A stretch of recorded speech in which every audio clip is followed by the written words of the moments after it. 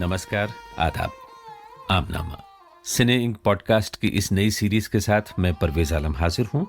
आमनामे के इस पहले एपिसोड में आपका स्वागत है। खुश आमदीद। दोस्तों को जब बताया कि हम आमों पर एक सीरीज प्रोड्यूस करने जा रहे हैं तो उनके चेहरे खिल गए, लेकिन जब हमने कहा कि ये सीरीज 10 एपिसोड्स पर आधारित या 10 प्रोग्रामों पर मुश्तमिल होगी तो उनकी आंखों में सिर्फ एक ही सवाल था कि 10 मतलब वाकई 10 कुछ ज्यादा नहीं है? 10 प्रोग्रामों में आमों के बारे में ऐसा क्या खास कहा जाएगा? तो दोस्तों, हमारा जवाब है, जरा इंतजार कीजिए। सिने इंक की पॉडकास्ट सीरीज आमनामे में आप सुनेंगे हिंदुस्तान के इस गजब के फल का लिटरेचर में क्या मकाम है, हिंदुस्तानी संगीत में आम क्या दर्जा रखता है, आम के किस्से न हों तो फिर किस्सा गोई के फन का क्या होगा, आम के लतीफे न हों तो फिर ऐसे सेंस ऑफ ह्यूमर का क्या फायदा, अधूरा ठहरा।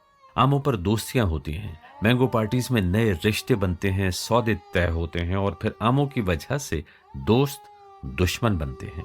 दिलचस्प बात यह कि दुश्मनी खत्म करने के लिए आमों का ही सहारा लेना पड़ता है। चेखोव के ड्रामे द प्रपोजल के उर्दू एडेप्टेशन की ये झलक सुनिए, शायद यकीन आ जाए। अच्छा, आपने शायद कभी सुना है कि कोई 15-16 साल पहले मरहूम जिया-उल हक साहब ने मरहूमा इंदिरा गांधी को आमों की एक टोकरी भेजी थी, याद है आपको? आपके हाथ भेजी थी क्या? ओफो, आपको तो हर वक्त मजाक सूझता है। अखबारों में इसका खूब जिक्र हुआ था। नाज़िया बानो, याद करने की कोशिश कीजिए। पाकिस्तान का बेहतरीन आम भेजा था अनवर रटौल। वाह, जवाब नहीं आपका। पहली बात तो ये कि आपके जिया-उल हक साहब ने आमों की वो टोकरी इसलिए नहीं भेजी थी कि हिंदुस्तान में आमों का अकाल पड़ गया था और मिसेस गांधी खाने को तरस गई थी, समझे हुजूर? हिंदुस्तान में आम माशाल्लाह खूब होता है और तरह तरह का होता है आपकी दुआ से। और दूसरी बात ये लियाकत साहब कि आपके प्रेसिडेंट साहब उन दिनों हिंदुस्तान के साथ अपने रिश्ते बेहतर बनाने की तरकीबें सोच रहे थे। क्या? जब और कुछ न बन पड़ा तो ये कम खर्चीला रास्ता निकाल लिया। नाज़िया बानो, मुझसे अगर कोई ये कहे कि हिंदुस्तानी आमों की 10 पेटियों के बदले पाकिस्तानी रटौल की एक पेटी दे दूं तो कसम खुदा की कभी भी न दूं। ये थी चेखोव के ड्रामे द प्रपोजल के उर्दू एडेप्टेशन रिश्ता की एक झलक। इसी सीरीज में इस ड्रामे का एक लंबा हिस्सा सुनिएगा। 1998 में यह ड्रामा लंदन और एडिनबरा में खेला गया। इसमें हिंदुस्तान और पाकिस्तान के दो किरदारों में जिन दो बातों पर ठन जाती है, उनमें पहली वजह है कश्मीर और जाहिर सी बात है, आपने सुन लिया, दूसरी वजह है आम। आप में से बहुत से लोगों को इल्म होगा कि ड्रामे में इंदिरा गांधी और जिया-उल हक वाला किस्सा बिल्कुल सच्चा है। किसको पता था कि इंदिरा गांधी को आमों की पेटी भेजने वाले जिया-उल हक एक दिन हवाई जहाज में आमों की पेटियों से घिरे होंगे, एक धमाका होगा और जिया-उल हक इस दुनिया फानी से कूच कर जाएंगे। आपको याद है ना जिया-उल हक की मौत कैसे हुई थी? आगे चलकर मोहम्मद हनीफ के मशहूर novel a case of exploding mangoes का भी जिक्र होगा। आम इतना शरीफ फल नहीं जितना देखने में लगता है। कैटरीना कैफ आमों को निचोड़ दें तो फरिश्ते वुजू करें। इसीलिए अर्ज किया कि हमारी ये पॉडकास्ट सीरीज आमनामा 10 पार्ट्स में ब्रॉडकास्ट की जाएगी। 10 को ज्यादा ना समझें। आप शायद हमसे कहें दिल मांगे मोर, और वो दिल ही क्या जो आम के जिक्र पे न मचले।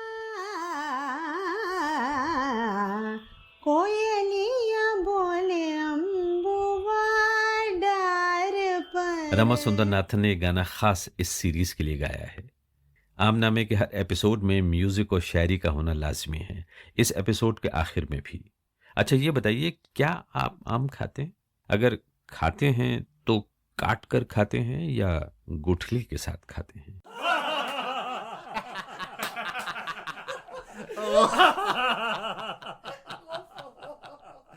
आम काट के खाते हैं ये गुठली के साथ?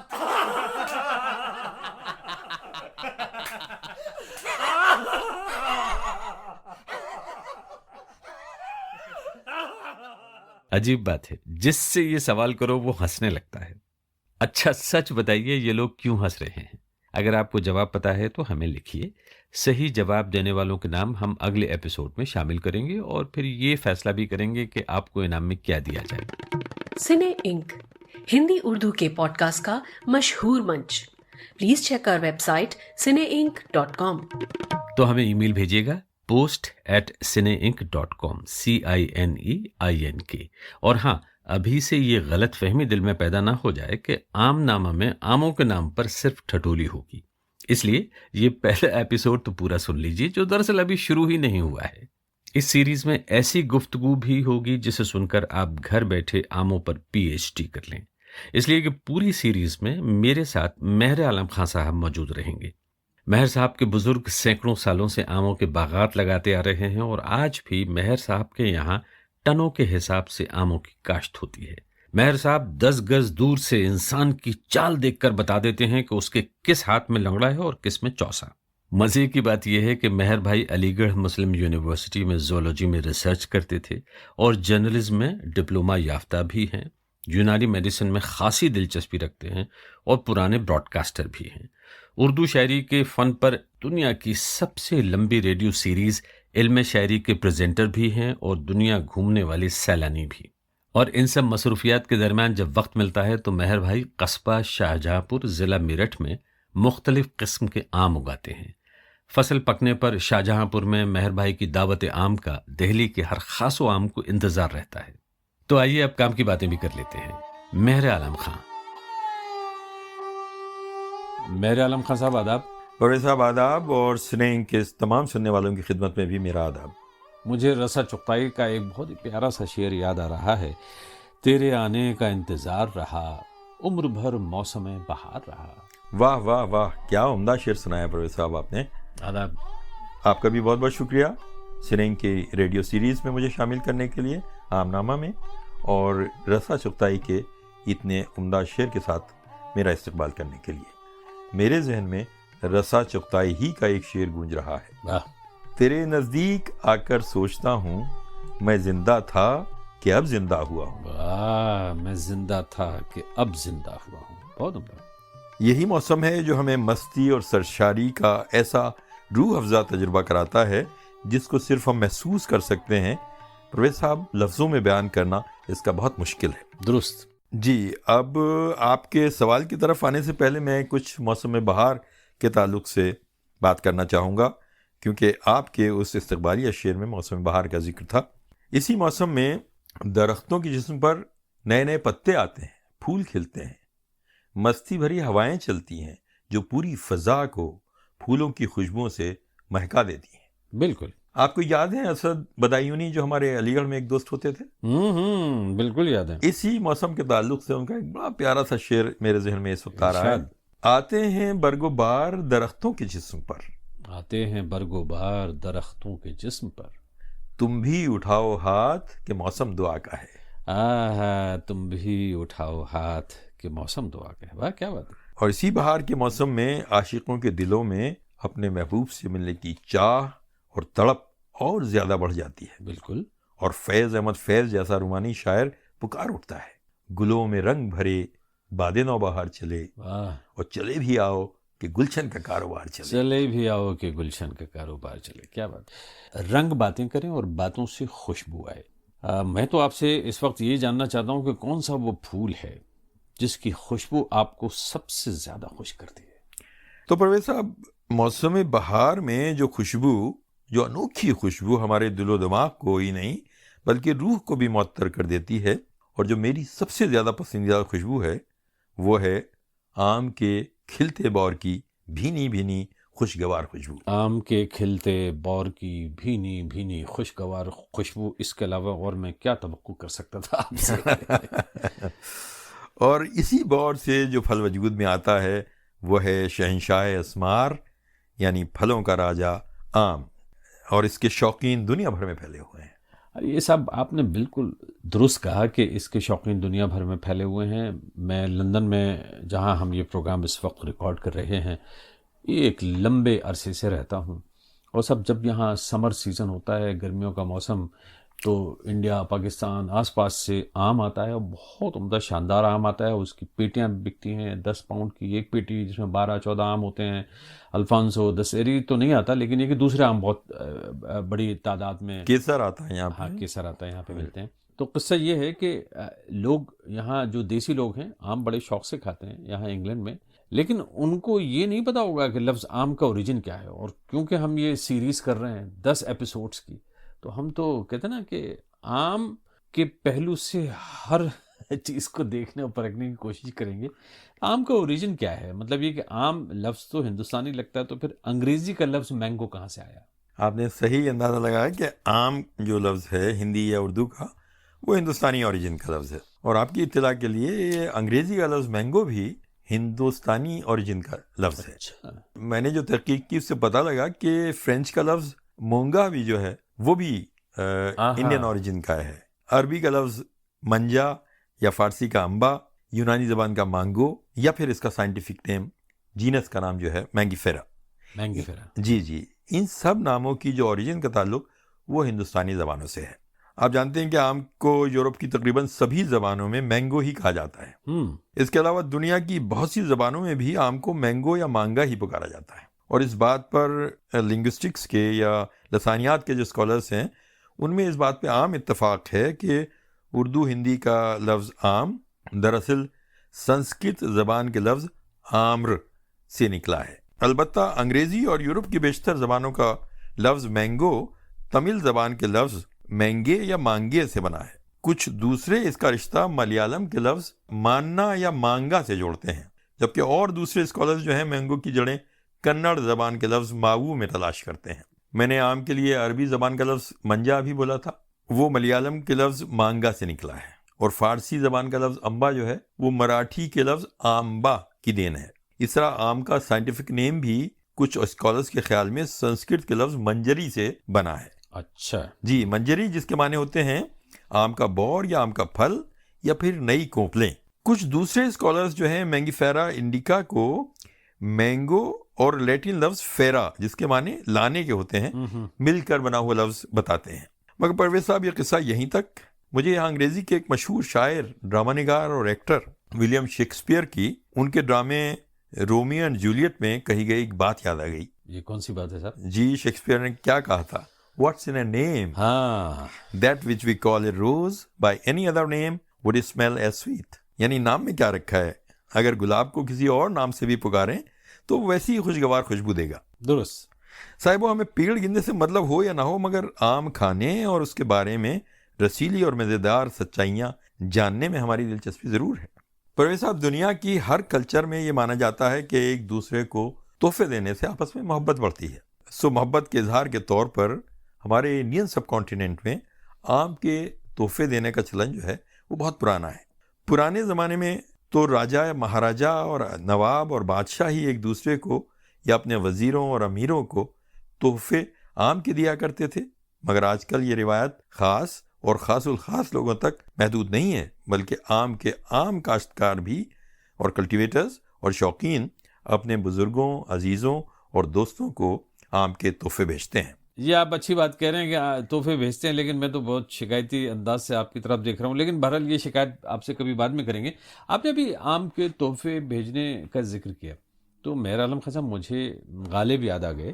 شاید ہی دنیا کا کوئی بڑا شاعر کسی پھل کے عشق میں اس قدر گرفتار ہوا ہو جیسے کہ غالب ہوئے تھے. بالکل پرویز صاحب، جیسا آپ نے کہا کہ ذکر آم کا ہو، اور آم کے بے حد شوقین دنیا کے لٹریچر میں ہندوستان کے نمائندے اور اردو زبان کے عظیم شاعر مرزا اسد اللہ خان غالب کا ذکر نہ آئے، یہ بھلا کیسے ممکن ہے؟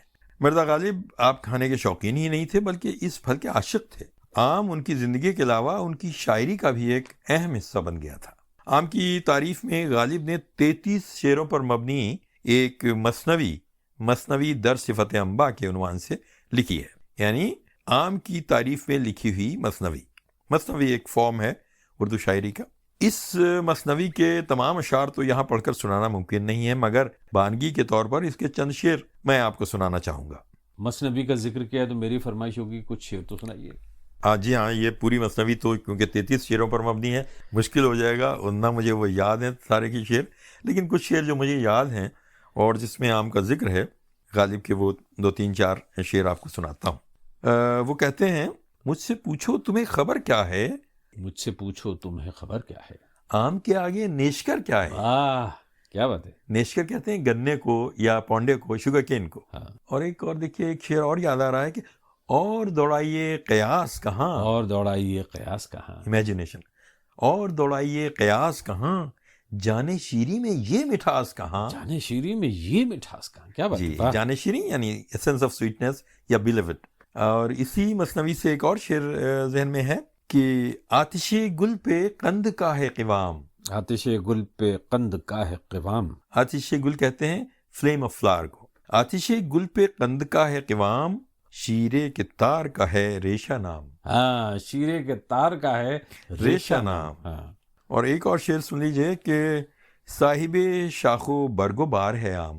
یعنی کنگ ہے اس کا، شاخ کا اور برگ کا. صاحب شاخ و برگ و بار ہے عام، ناز پروردہ بہار ہے عام. تو پرویز صاحب، غالب کی جس مثنوی یعنی مثنوی در صفت انبا سے یہ چند اشعار میں نے آپ کو سنائے، ذرا اس مثنوی کا قصہ بھی سن لیجئے. ارے ضرور. بہادر شاہ ظفر کے چوتھے بیٹے مرزا فخرو نے، جو رمز دہلوی کے نام سے شاعری بھی کرتے تھے، غالب کو ایک بار آموں کا تحفہ بھیجا.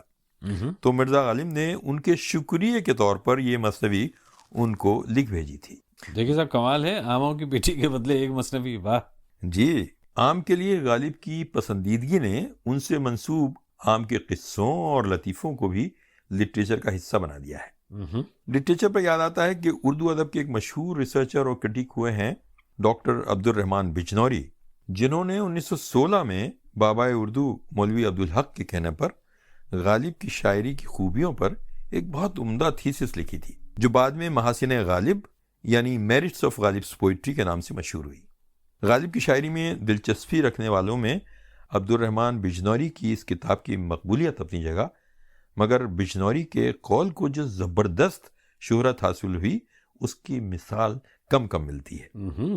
بقول عبد الرحمن بجنوری، اور میں کوٹ کرتا ہوں، جی، ہندوستان کی 2 الہامی کتابیں ہیں، 2 الہامی کتابیں ہیں، مقدس وید اور دیوان غالب.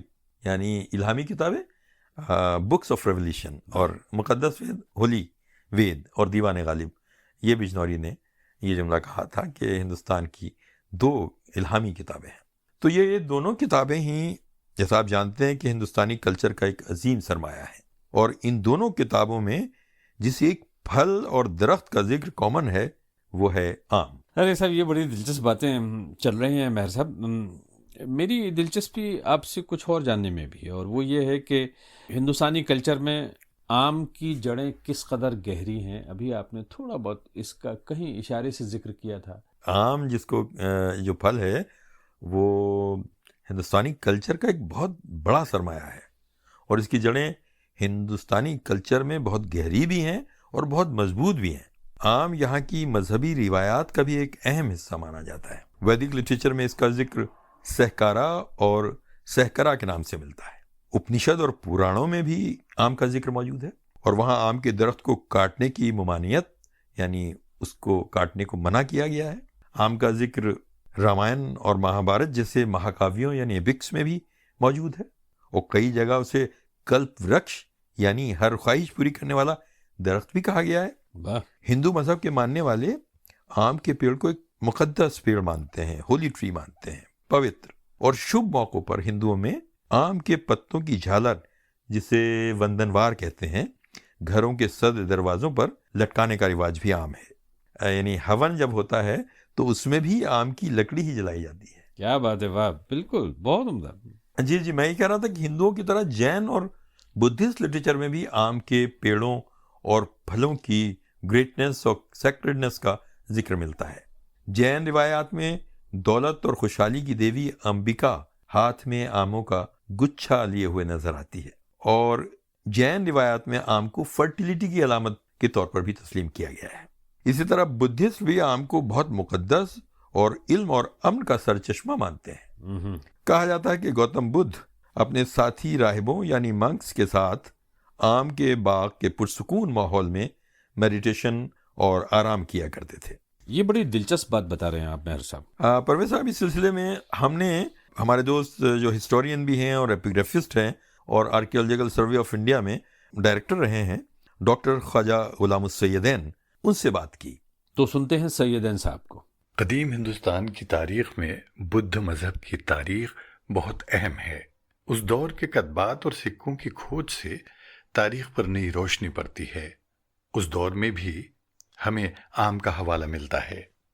ہندوستان کی ریاست بہار اور پڑوسی ملک نیپال کی سرحد کے آس پاس ایک ملک تھا جس پر لچھوی خاندان کے راجہ حکومت کرتے تھے۔ ہم جانتے ہیں کہ گوتم بدھ کا زمانہ حضرت عیسیٰ سے 500 سے 400 سال قبل کا ہے۔ یہ اسی زمانے کی بات ہے۔ لچھویوں کے اس ملک ویشالی میں ایک بہت خوبصورت، بہت حسین دوشیزہ رہتی تھی جو رقص میں اپنا ثانی نہیں رکھتی تھی۔ وہ نگر ودھو بن گئی۔ ہو سکتا ہے اس کا نام اور کچھ رہا ہو، لیکن اس کی ملکیت میں بہت لذیذ آموں کا ایک باغ تھا، اور اسی مناسبت سے اسے آمرپالی یعنی آموں کا پالن پوشن کرنے والی پکارا جاتا تھا۔ بدھسٹ لٹریچر اور آرکیالوجیکل ریسرچ سے پتہ چلتا ہے کہ جب گوتم بدھ ویشالی شہر میں آئے تو وہ ان سے ملنے آئی اور انہیں اپنے باغ کے آم پیش کیے۔ گوتم بدھ سے بات کی اور ان کی تعلیمات سے متاثر ہو کر اس نے سنگھ میں پرویش کیا اور گناہوں سے توبہ کی، اور پھر اپنا آم کا باغ سنگھ کو دان کر دیا۔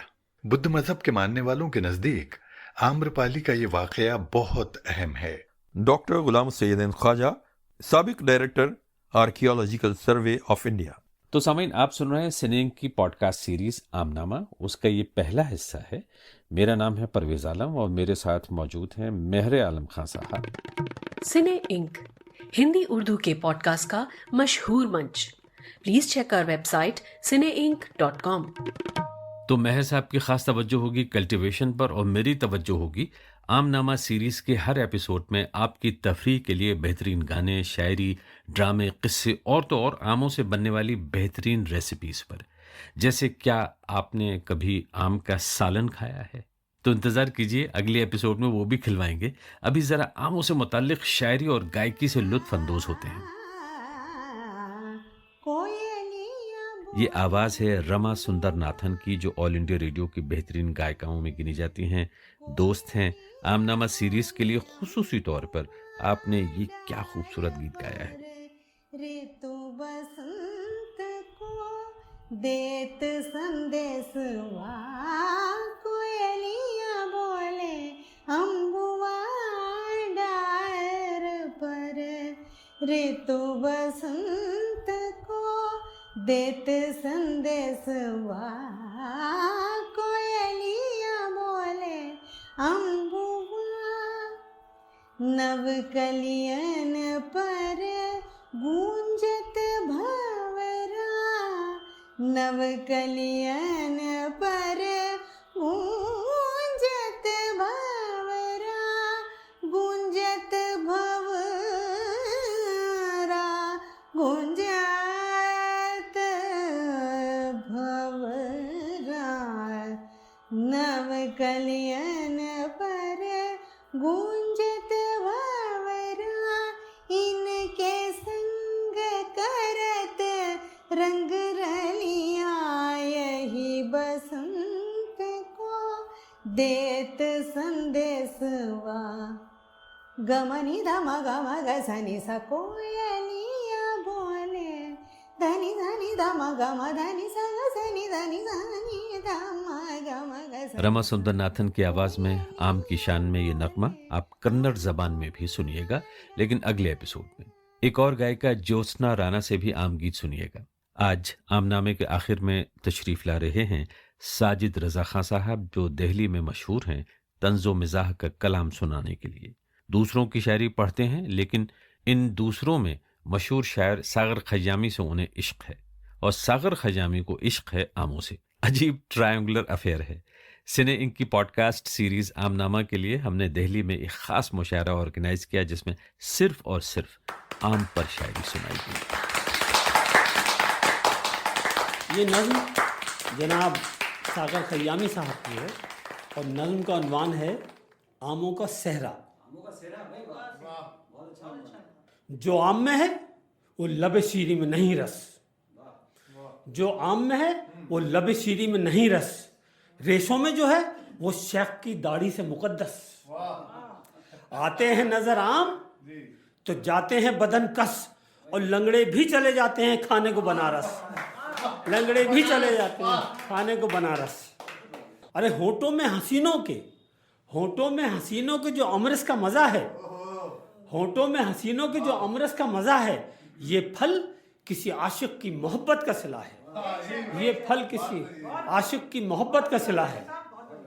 ये देखिएगा बंद, आमद से दशहरी की है मंडी में दशहरा, आमद से दशहरी की है मंडी में दशहरा, हर आम नजर आता है माशूक का चेहरा। एक रंग में हल्का है, एक रंग में हल्का है तो एक रंग में गहरा, कह डाला कसीदे के एवज आम का सहरा, आम का सहरा। एक रंग में हल्का है तो एक रंग में गहरा, कह डाला कसीदे के एवज आम का सहरा। अरे खालिक को है मकसूद, खालिक को है मकसूद के मखलूक मजा ले, वो चीज बना दी है कि बुढ़ा भी चबा ले, वो चीज बना दी है कि बुढ़ा भी चबा ले। और फल कोई जमाने में नहीं आम से बेहतर, फल कोई जमाने में नहीं आम से बेहतर, और करता है सना आम की गालिब से सुकंदर। और इकबाल का एक शेर कसीदे के बराबर, और छिलकों पे भिनक लेते हैं सागर से फटीचर, छिलकों पे भिनक लेते हैं सागर से फटीचर। और वो लोग जो आमों का मजा पाए हुए हैं, इस शेर पे तवज्जो चाहूंगा आप लोगों की, वो लोग जो आमों का मजा पाए हुए हैं, बौर आने से पहले ही वो बोराए हुए हैं।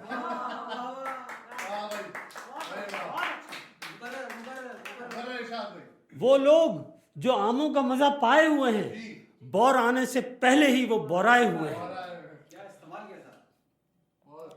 और नफरत है जिसे आम से, वो शख्स है बीमार। नफरत है जिसे आम से, वो शख्स है बीमार। और लेते हैं शकर आम से अक्सर लबो रुखसार, और आमों की बनावट में है मुझ में तेरा दीदार, बाजू वो दशहरी से वो कैरी से लबे यार।